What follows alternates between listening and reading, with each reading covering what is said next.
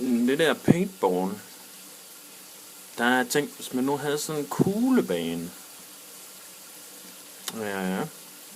Så kunne man få kuglen til at løbe i sådan nogle rør. Det er sådan en T-stykke. Ja. Ja. Se, den er blevet forlænget. Ja. Og lige en vandhane. Den er tændt. Der er lige en mere. 2 vandhaner. Ja. Det har jeg lige lavet. Ja. En overløbsslange. Det er ligesom når man bliver bunkt, faktisk. Sådan. Man har slet ikke set den komme jo. Ja. Og det er så sådan en underløb. Sådan en slags lås. En vandlås. Lidt ligesom backcenter. Han ved ikke helt hvad han scanner, men alligevel så er han vigtig. Ja.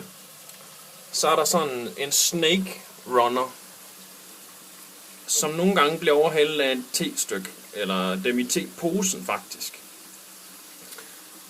Og så har vi en fleksibel te-pose. Det er dem, som både spiller snake og te-pose. Ja.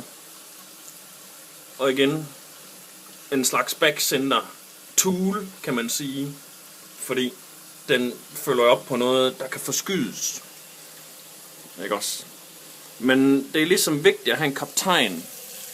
Og det er lidt ligesom symboliseret af sådan en vask. Og nogle hold har 2 kaptajner. Det vil sige 2 vask. Ja. Og så er der nogle gange med temperaturen, så kan man både have en varm og en kold bag. Eller kaptajn. Sådan. Men det der lidt ligesom er med sådan nogle, det er, at hvis ikke man sådan vinder, eller gør tingene ordentligt, så bliver man lidt ligesom sådan en dræn. Og nogle dræn, de forsvinder bare ind i væggen, eller bare væk, eller vi går bare lukke for det.